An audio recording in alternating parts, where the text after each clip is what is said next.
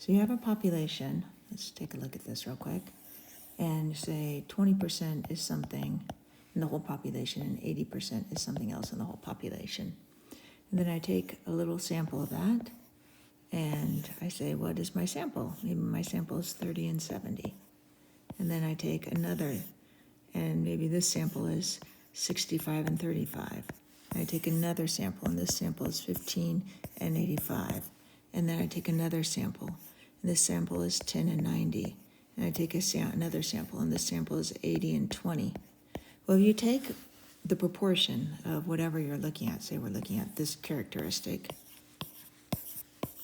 and we stack these up, and we look at the distribution of all these sample proportions, then it turns out that these sample proportions are normal with the mean at the expected value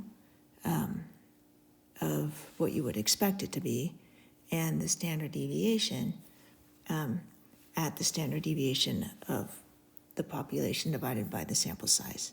So this correlates with the same thing as the mean in the central limit theorem.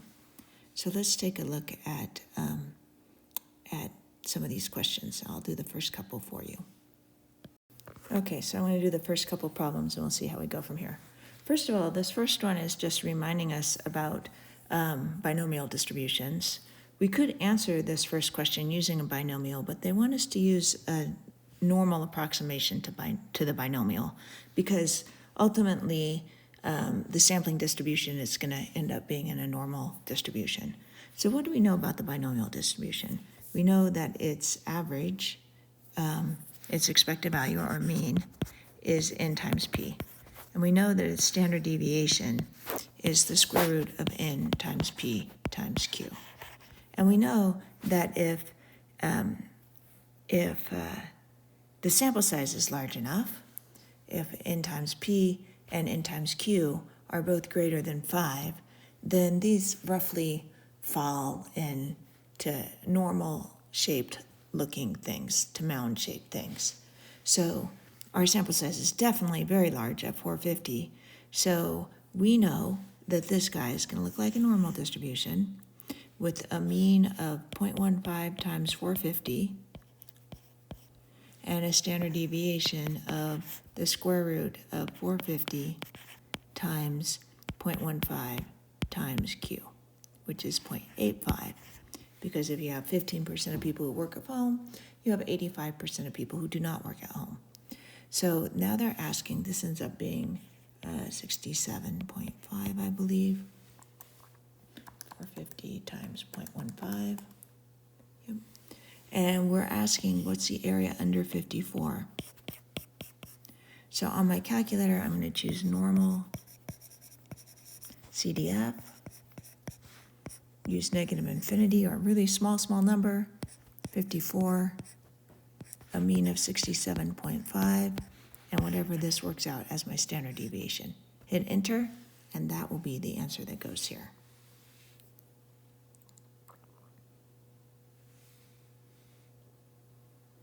All right, so let's take a look at this question too. The central limit theorem for proportions. When you take a sample of a proportion and compute the proportion of each one, then you can consider this distribution of these proportions. This is called a sampling distribution for the population proportion.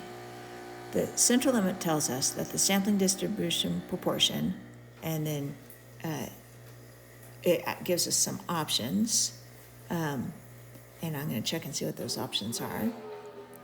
Okay. And so it tells us that this is going to be approximately normal with the true proportion as its population proportion. The mean of the sampling distribution is given by whatever your sample size is times whatever your proportion is from your population. If the sample size has n, then the standard deviation for this proportion size is given by, the standard deviation for the sampling distribution is given by the square root of n times p, of q Q times P divided by N. All right. Now, just kind of let's take just a quick side note. Remember, I just told you that the mean of a sampling of a binomial is N times P, and the standard deviation of a binomial is N times P times Q.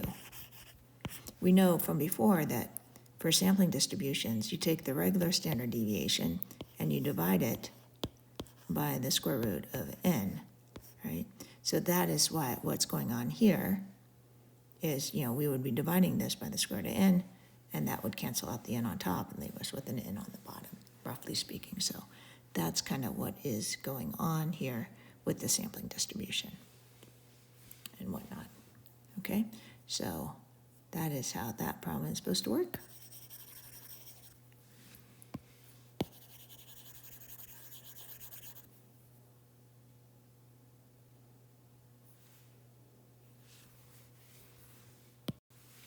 So here's question 3.